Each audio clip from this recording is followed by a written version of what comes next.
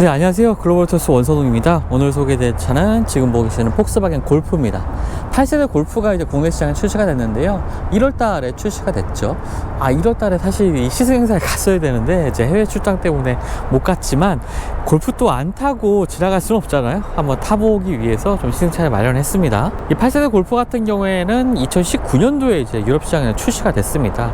하지만 국내 시장에는 조금 출시가 늦어지다가 이렇게 좀 늦게나마 좀 출시가 됐는데요. 골프하면 정말 식상한 얘기긴 하지만 뭐 해치백의 교과서라는 얘기 많이 합니다. 높은 완성도를 가지고 있으면서도 또 가격도 합리적인 차량, 이 골프가 바로 이제 폭스바겐을 대표하는 이 차량이 됐는데요. 사실 높은 평가를 받았던 골프긴 하지만 이 디젤 게이트 때 사실 저도 저희 뭐 미디어 관계자들도 이 디젤 모델을 항상 좋게 평가하다가 굉장히 좀 배신감을 많이 느끼기도 했었습니다. 하지만 폭스바겐 그룹은 이제 전동화를 선언을 하고 발빠르게 좀 전동화의 흐름에 맞춰서 여러 가지 차량들을 선보이고 있죠. ID 같은 차량들을 선보이면서 빠르게 전동화를 추진하고 있지만, 그래도 지금 이렇게 잠깐 시승을 해보면 폭스바겐의 정체성 그리고 과거의 유산은 역시나 이 골프가 그대로 좀 가지고 있다는 생각을 많이 하게 됩니다. 8세대까지 넘으면서 꾸준히 진화하는 모습을 보여주고 있는 것이 바로 이 폭스바겐 골프가 아닐까 생각이 되는데요.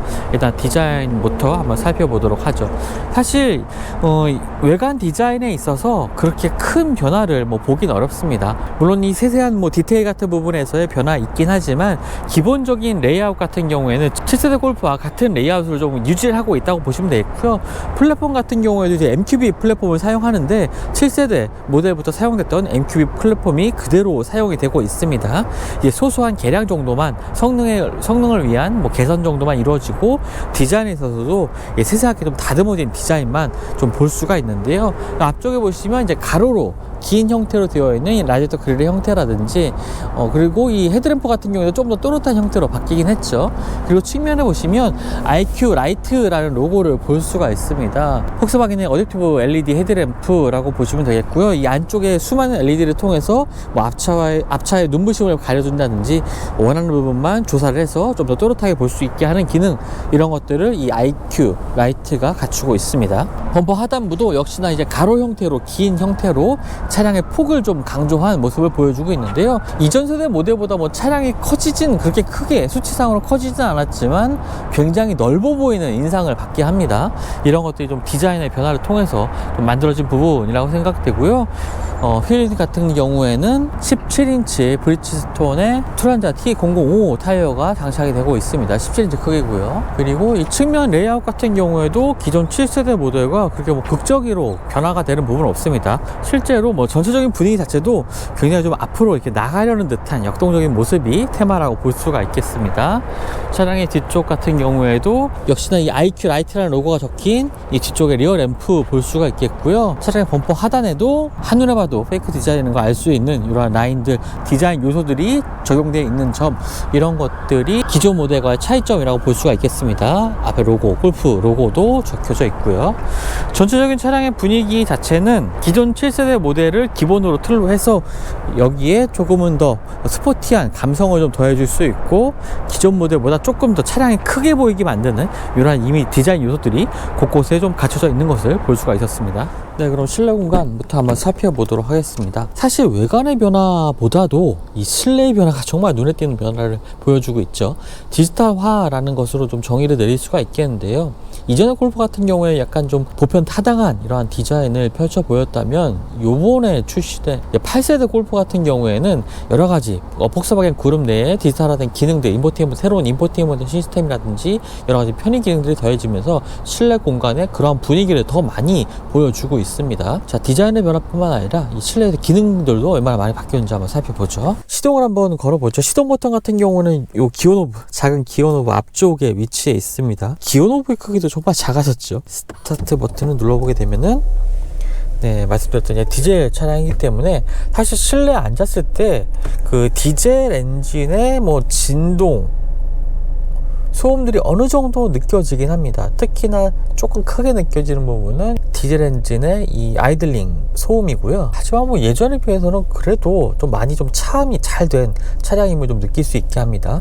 진동 같은 경우에는 이 스티어링 휠로 아주 살짝 느껴지긴 하는데 이 정도면 거의 진동 같은 경우도 아주 잘 차단했다라는 생각이 들고요. 이런 것을 만져봤을 때 차량의 진동도 그렇게 크게 느껴지지 않습니다. 디지털 계기판이 정말 눈에 들어오죠. 10인치 크기를 조금 넘는 디지털 계기판을 보여주고 있고요. 좌우에 동그란 형태의 RPM 게이지와 속도계가 표시가 되고 있습니다. 그리고 각각의 정보들 같은 경우에는 스티어링 휠 오른쪽에 있는 이 버튼들을 눌러서 일단 왼쪽에 표시되는 정보들을 이렇게 선택을 해서 바꿔줄 수가 있습니다. 기어 단수 표시라든지 연료 게이지, 애드블루 같이 다양한 정보들을 이제 선택을 하게 되면은 이 가운데, 원형의 가운데에 이 정보들이 표시가 되고 있고요. 또 이 왼쪽 같은 경우, 오른쪽 같은 경우에도 마찬가지로 이 스티어링 휠의 이제 오른쪽 버튼을 눌러서 또 나오는 이 정보의 내용을 바꿔줄 수가 있습니다.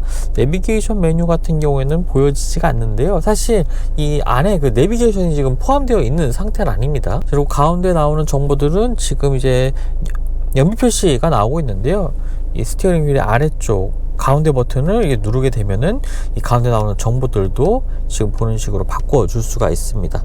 화면 모드는 이 아래쪽에 있는 뷰 버튼을 누르게 되면은 지금 보시는 것처럼 이렇게 뷰 모드 화면을 세 가지로 크게 바꿔볼 수가 있습니다. 일반적인 형태와 지금처럼 이제 어댑티브 크루즈 컨트롤 화면을 좀 더 가운데 부각시키는 부분, 그다음에 속도계가 깔끔하게 나오는 부분, 이런 것들로 좀 바꿀 수 있다는 점, 이런 것들도 새로운 인포테인먼트 시스템이 적용이 되면서 더 깔끔한 구성으로 좀 바뀌게 된 것 같습니다. 스티어링 왼쪽에는요 조명을, 헤드램프의 설정을 바꿀 수 있는 버튼들 위치를 해 있습니다. 스티어링 휠만 봐도 살짝 여기가 살짝 이제 깎여 있는 듯한 이 D컷 형태를 보여주고 있는데요. 본격적인 D컷 형태의 스티어링 스포티한 분위기의 스티어링 휠 형태는 아닙니다. 뒤쪽에 패들 시프트도 모두 다 마련이 되어 있고요. 왼쪽에는 어댑티브 크루즈 컨트롤과 관련된 이런 버튼들도 위치해 있습니다.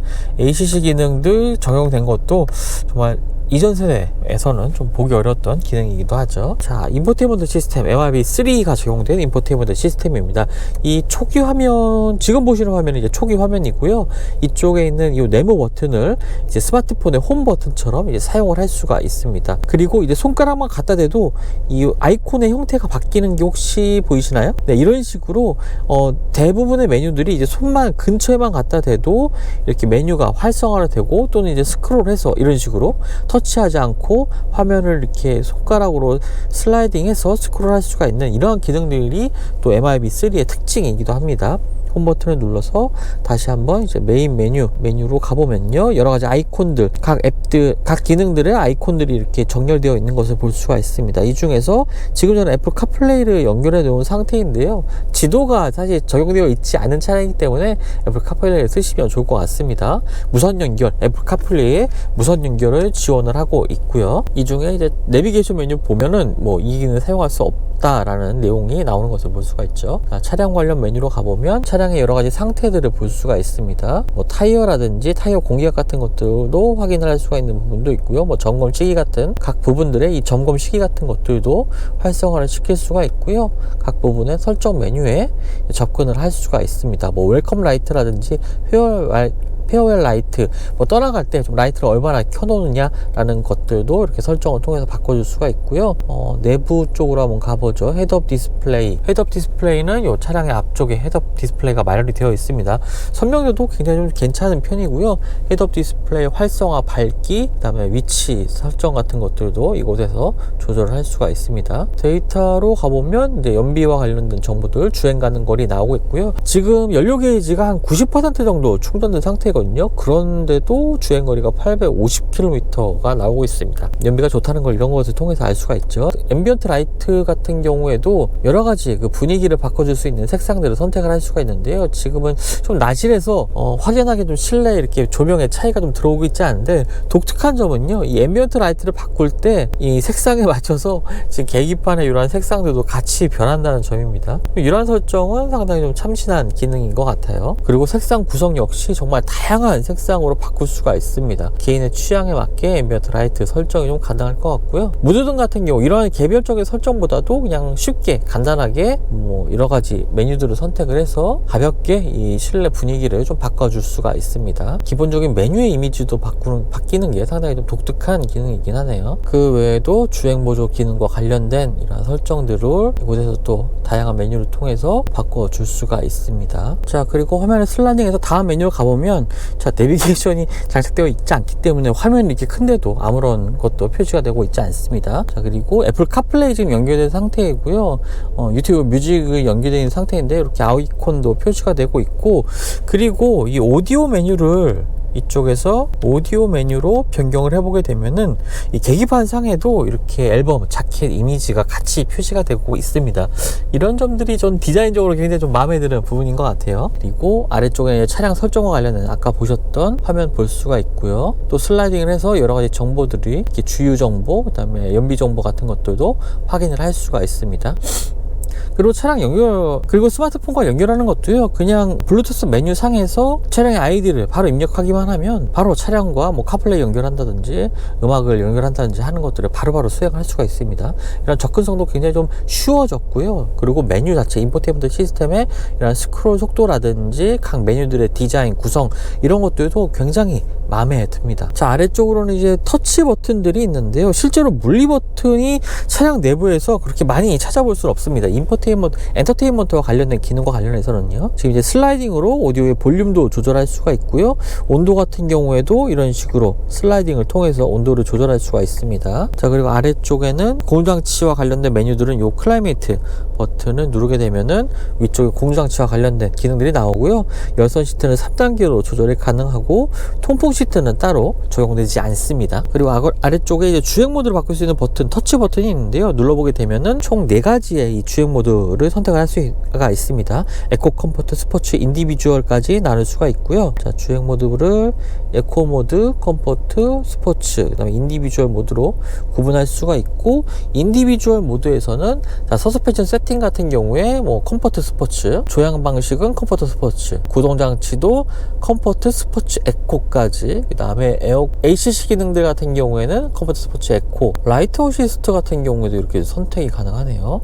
원격 에어컨 제어 같은 경우에도 이렇게 변경을 할 수가 있고요. 또 에코, 기존의 에코 컴포트 스포츠 모드 같은 경우에는 이런 식으로 설정이 되어 있습니다. 에코 모드 같은 경우는 구동 장치와 ACC 기능 쪽에서만 이제 에코 모드가 설정이 되고, 에어컨 제어 같은 경우도 에코 모드로 설정이 되어 있네요. 그리고 한쪽에 이제 P 메뉴를 눌러보게 되면은 주차 화면이 나오게 됩니다. 지금 후방 카메라 표시되고 있고요. 설정을 통한 뭐 주차와 관련된 이런 설정들도 이곳에서 조절할 수가 있습니다. 후방 화면 같은 경우에는 2가지 화면을 볼 수가 있네요. 지금은 이제 후진할 때 좀 더 넓은 화각으로 볼 수 있는 화면, 그리고 바로 뒤에 그 일반적인 시야각에서 봤을 때의 후방 화면 확인할 수가 있습니다. 스마트폰 같은 경우는 이렇게 뒤쪽에 이렇게 가볍게 올려놓기만 하면 바로 무선 충전이 되는 형태이고요. USB 포트 타입C 타입의 포트 2개가 마련되어 있습니다. 자, 아까 보여드렸던 기어 노브의 크기 상당히 짧게 되어 있는데요. 사실 좀 개인적으로는 요거보다 한 1cm 정도 조금 더 길이가 좀 길었으면은 조금 더 손에 쥐는 느낌도 괜찮지 않았을까라는 생각도 하게 됩니다. 키 형태는 이렇게 생겼습니다. 키는 이제 하이그로시 소재, 반짝이는 유광의 소재들이 이게 적용이 됐는데요. 키가 상당히 좀 멋스럽게 생겼네요. 그리고 컵홀더가 한쪽에 마련되어 있는데요.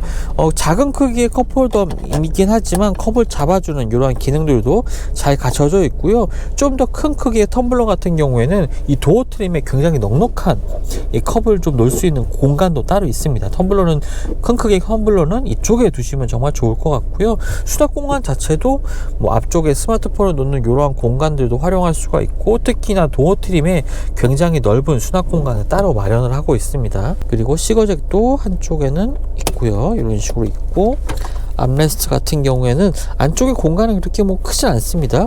하지만 암레스트 같은 경우에 이런 식으로 이제 각도를 조금씩 조절해서 자신의 팔 높이에 편하게 맞출 수가 있게 되겠고요. 그리고 시트 같은 경우에는요, 지금 보시는 것처럼 직물 시트로 구성이 되어 있습니다. 하지만 요 등을 받쳐주는 부분은 약간 스웨이드 같은 부드러운 느낌의 소재가 덧대어져 있고요. 허벅지와 이 허리를 받쳐주는 럼버 서포트 부분은 직물 소재, 그리고 어깨를 받쳐주는 부분의 또 소재도 요 부분과 좀 차이를 두고 있습니다. 그래서 뭐 몸이 닿는 부분에 따라서 다른 소재로 적용되어 있고요. 실제로 앉아보면은 이 엉덩이 공간 공간이라든지 허벅지를 놓을 수 있는 공간이 굉장히 넓은 편입니다. 그래서 좀 체형이 큰 분들도 편하게 앉으실 수 있을 것 같고요. 그럼에도 불구하고 이 부분이 상당히 좀 허리를 잘 잡아주는 기능들도 강조되어 있기 때문에 운전하실 때 편안하게 좀 주행을 하실 수 있을 거라고 생각이 됩니다. 네, 이제 2열 공간 살펴볼 텐데요. 2열 공간의 크기가 뭐 예전에 뭐 골프를 생각할 때 이전 뭐 6세대나 5세대 골프를 생각할 때보다는 당연히 뭐 많이 넓어졌지만 요즘 나오는 크기들의 차량들을 봤을 때는 뭐 이제는 뭐 그렇게 넓은 공간이라고 생각이 들진 않습니다. 앉아보면요.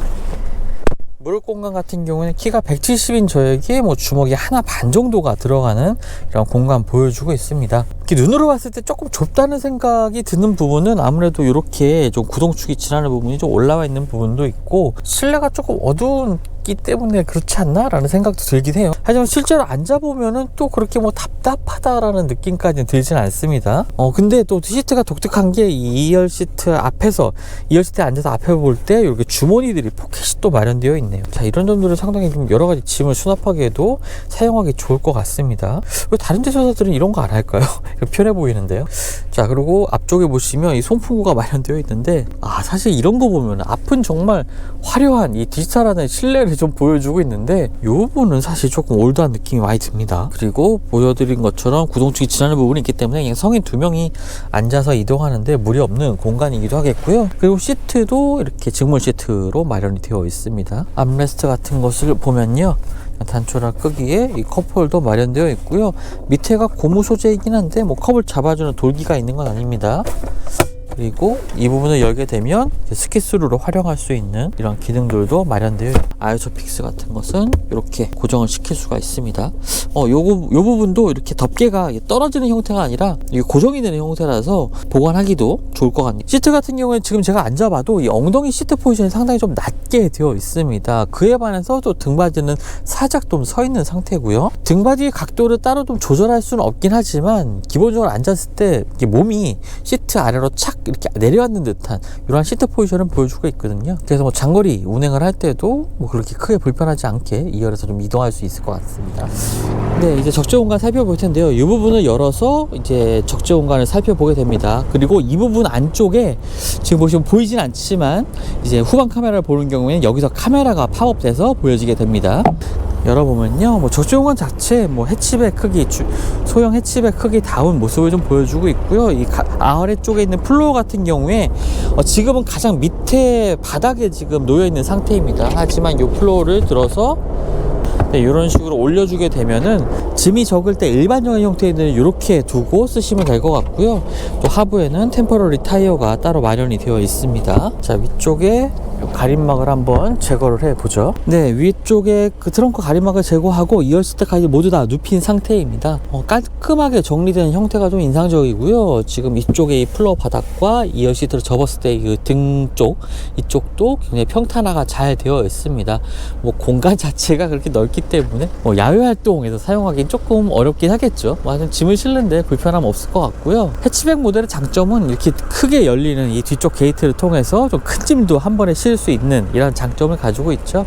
역시나 뭐 골프 하면은 이러한 활용도에 있어서는 상당히 좋은 차량이라는 말씀을 좀 꼭 드리고 싶고요. 지금 시트의 그 평탄화도, 뒤쪽 적재 공간의 평탄화도 비교적 잘 돼 있는 이런 쓸모 있는 공간을 좀 보여주고 있습니다. 측면에서 뭐 작은 수납 공간 같은 것도 마련이 되어 있고요. 물건을 고정할 수 있는 고리 같은 것들, 그물망을 고정할 수 있는 이러한 고리 같은 것, 아니면 뭐 쇼핑백 같은 것을 걸어둘 수가 있는 이러한 고리 같은 것들도 차량의 좌우, 적재 공간 좌우에 위치해 있습니다. 네, 그럼 8세대 골프 2000년 TDI 모델 주행 성능 알아보도록 하겠습니다. 해외 시장 같은 경우에는 사실 마일드 하이브리드 모델도 출시가 됐죠. 하이브리드 파워트레인이 이제 골프에도 적용되기 시작했는데 국내 시장에는 2000년 TDI 그 단일 모델로만 출시가 됐습니다. 이제 골프 2.0 이 TDI 엔진 자체의 파워트레인의 그 퍼포먼스가 워낙 좀 괜찮기 때문에 마일드 하이브리드 모델보다는 이 디젤 모델이 좀 먼저 단일 트림으로 먼저 국내 시장에는 좀 도입이 된 것 같습니다. 또 거기다가 폭스바겐에서도 ID4 이 전기차가 국내 시장에 올해에는 좀 출시가 될 것으로 보입니다. 자, 8세대 골프입니다. 1974년도에 처음 이제 차량이 출시가 됐는데요. 정말 오랜 시간 동안 꾸준한 인기를 얻어왔던 차량이 바로 폭스바겐 골프죠. 지난 7세대 골프 같은 경우에 이제 MQB 플랫폼을 사용하면서 정말 큰 발전을 이뤘습니다. 퍼포먼스 측면에서 정말 뛰어난 모습을 보여줬기 때문에 좋은 평가를 받았는데요. 이번 8세대 골프 같은 경우에는 지금 실내 공간을 보시면 알겠지만 이 디지털화가 가장 큰 테마입니다. 최근 인포테인먼트 시스템도 적용되면서 사용성, 이런 편의 기능들이 대폭 개선이 됐고요. 그다음 뭐 주행 보조 시스템 같은 경우도 충실히 갖춰지면서도 이전 세대 모델과 비교했을 때 뭐 거의 비슷한 가격대에 국내 시장에 출시가 된 것, 가격 대비 상품성이라는 측면에서 수입차 가운데 이 정도로 좀 좋은 평가를 받을 수 있을 만한 모델이 있을까라는 생각이 들기도 합니다. 이런 점에 있어서는 이제 국산차에 좀 미치지 못한다라고 평가를 내리기도 했었거든요. 하지만 이제 8세대 골프 같은 경우에는 그러한 점들을 많이 개선했습니다. 아까 인포테인먼트 시스템을 보여드렸듯이 사용하기도 굉장히 편하고요. 뭐 아쉽게도 아직까지 내비게이션만은 좀 제대로 활용할 수 없는 게 아쉽긴 하지만 그 외의 메뉴들 같은 경우에는 굉장히 좀 사용하기 편리하다는 생각 많이 들었습니다. 자, 파워트레인 같은 경우는 2.0 TDI 엔진이 탑재가 됩니다. 2.0L 디젤 엔진이고요. 150마력의 출력을 발휘합니다. 사실 출력 자체가 뭐 그렇게 높다고는 할 수 없죠. 그냥 일반적인 성능을 내는 4기통 디젤 엔진이 선보일 수 있는 일반적인 퍼포먼스를 이 엔진도 보여주고 있긴 한데, 폭스바겐의 디젤 엔진은 확실히 좀 다르다는 느낌을 받게 됩니다. 거의 전 영역에서 부담 없이 주행할 수 있는 출력을 좀 발휘하는 이러한 모습들도 특징이 될 것 같고요. 특히나 뭐 디젤 엔진 특유의 진동, 소음 이런 것들도 굉장히 잘 막아내고 있습니다. 차량의 차체 차음도 잘 되어 있지만 뭐 엔진 마운트 같은 경우에도 오랜 세월을 거치면서 꾸준히 좀 개선이 됐기 때문에 그런 점에 있어서 뭐 디젤 엔진의 그 고질적인 뭐 소음, 진동 이런 것들은 이제 완전히 차량을 정차하고 시동을 그냥 켠 상태에서만 아 이게 디젤 엔진이구나 라는 생각이 들지, 지금처럼 이게 주행하는 상황에서 뭐 조수석에 앉아 있는 분들이 디젤 엔진이라고 생각을 쉽게 할 수 없을 만큼 정말 조용하고 진동도 잘 억제를 하고 있습니다. 또 이 엔진 같은 경우에는 1500rpm에서 2000rpm에서 뿜어져 나오는 요 느낌이 정말 좋습니다. 강한 편치력으로 뭐 밀어붙이는 타입은 아니지만 뭐 운전자가 원하는 만큼 꾸준한, 운전자가 원하는 만큼 이상의 꾸준한 이 출력을 발휘해 준다는 점, 꾸준히 토크를 발휘해 준다는 점에서 굉장히 좀 높은 평가를 내릴 수가 있을 것 같고요. 이제 변속기 같은 경우는 틸산 DSG 변속기가 탑재가 됩니다. DCT 변속기죠. 이 변속기 같은 경우에는 사실 과거에 뭐 DCT 같은 경우에는 울컥거림이, 저속에서의 울컥거림, 저단에서의 울컥거림 이런 것들을 많이 지적하기도 했는데 완전히 뭐 사라졌다고, 100% 뭐 사라졌다고 보기는 어렵습니다.